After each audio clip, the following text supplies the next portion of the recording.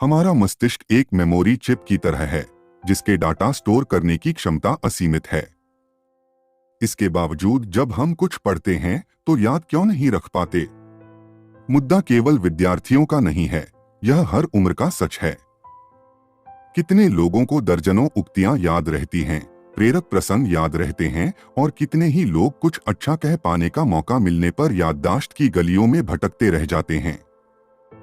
अगर आपके साथ भी ऐसा होता है तो इसका हल यहाँ है। दिमाग को तेज और सक्रिय बनाने के लिए किताब और अखबार पढ़ते रहना बहुत जरूरी है।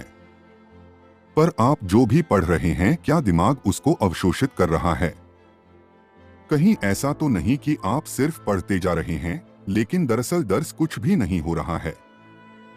ऐसा ज्यादातर लोगों के साथ होता है, लेकिन कुछ लोग ऐसे भी हैं जो कुछ भी पढ़ते हैं उसे लंबे समय तक याद रख सकते हैं। वहीं कुछ लोगों के लिए यह मुश्किल होता है। उन्हें ना तो किताब का नाम याद रहता है और ना ही कोई अंश। ऐसे में अगर आपको यह लगता है कि ये समस्या केवल आपकी है, तो ऐसा बिल्कुल भी नहीं है। वैज्ञानिकों के मुताबिक इंसानी दिमाग की मेमोरी 1 टेराबाइट से लेकर 2.5 पेटाबाइट तक होती है। 1 टेराबाइट लगभग 1024 गीगाबाइट के बराबर होता है और 1 पेटाबाइट 1024 टेराबाइट के बराबर।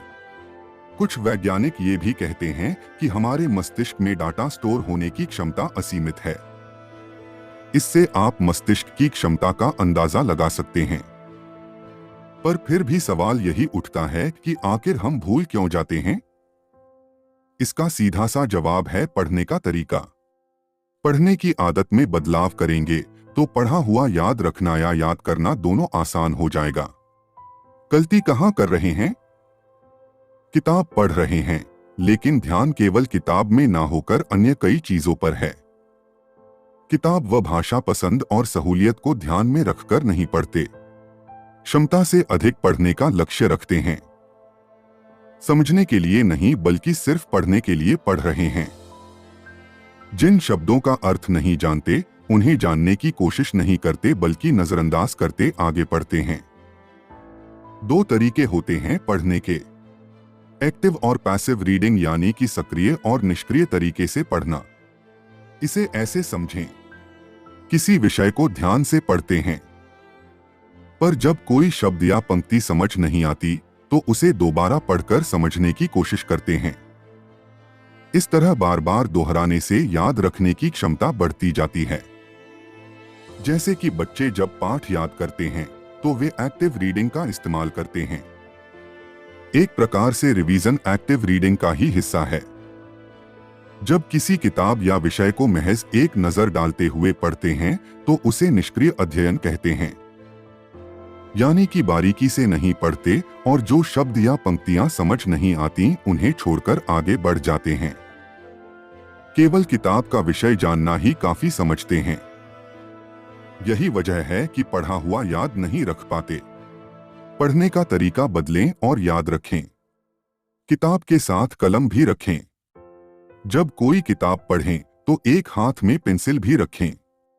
पढ़ते वक्त जिस पंक्ति या शब्द में संदेह लगे या समझ में ना आए तो उसके नीचे पेंसिल से रेखा खींच दें और उसका अर्थ समझें। अगर शब्द है तो उसे पेन से कॉपी पर लिखें, उसका अर्थ देखें और लिखें। लिखने से उस शब्द का अर्थ बेहतर तरीके से याद रख सकेंगे। यदि जानकारी बढ़ाने के लिए इतिहास, विज्ञान या सामान्य ज्ञान की किताब पढ़ रहे हैं तो उसमें से जरूरी जानकारियां अवश्य कॉपी में लिख लें। यह भी ध्यान रखना है कि लंबी पंक्तियों या पैराग्राफ में लिखने के बजाय छोटे छोटे पॉइंट्स में लिखना है। साथ में चित्र बनाएंगे तो बेहतर तरीके से याद रख पाएंगे, क्योंकि शोध के मुताबिक चित्र से याद रख पाना ज्यादा आसान होता है। सीमा तय करें, लेकिन पढ़ने की सीमा तय करना है, लेकिन किताबों की नहीं बल्कि ध्यान से पढ़ने की सीमा तय करें। यदि तय कर लिया है कि 1 हफ्ते के अंदर पूरी किताब पढ़नी है तो आप उसे केवल पढ़ पाएंगे, सीख या याद नहीं रख पाएंगे। इसके बजाय रोज 5 या 7 पन्ने या भाग पढ़ेंगे तो ध्यान से पढ़ेंगे। पढ़ने की कोई जल्दी नहीं है, इसलिए हर पंक्ति और शब्द को ध्यान से पढ़ें और समझें। तभी उसे याद रखने में आसानी होगी। जो पढ़ा है उसे दूसरों को बताएं। प्रसिद्ध अमेरिकी भौतिक वैज्ञानिक रिचर्ड फाइनमैन भी मानते हैं कि यदि किसी भी विषय को याद रखने का सबसे कारगर जरिया है तो वो है चर्चा। आप जो किताब पढ़ रहे हैं उसका एक पाठ पढ़ें और उस पर चर्चा करें। उसके बारे में दूसरों को बताएं। आपने जो समझा है या जो जानकारी हासिल की है उसकी दोस्तों या परिजनों के साथ चर्चा करें। अगर किसी हिस्से या पड़ाव पर अटकते हैं या भूल जाते हैं तो उसे दोबारा पढ़ें और फिर से विचार विमर्श करें। माइंडफुल होकर पढ़ें, यानी कि इस वक्त आप जो भी कर रहे हैं पूरा ध्यान उसी पर केंद्रित करना है। यही अभ्यास किताब या विषय पढ़ते वक्त भी करना है। अमूमन हमें एक साथ कई कार्य करने की आदत होती है। किताब पढ़ते वक्त भी हम यही करते हैं। इससे ध्यान भटकता है और जो पढ़ा है वह याद नहीं रहता। शोध के मुताबिक यदि एक समय में एक ही कार्य पर 100% ध्यान केंद्रित किया जाए तो स्मरण शक्ति बढ़ती है और याद करने में आसानी होती है। अगर आप किताब पढ़ रहे हैं तो केवल किताब ही पढ़िए और ऐसे समय पढ़िए जब सभी कार्य पूरे हो चुके हों ताकि बीच में उठने की गुंजाइश ना रहे। ध्यान केवल किताब पर रखें।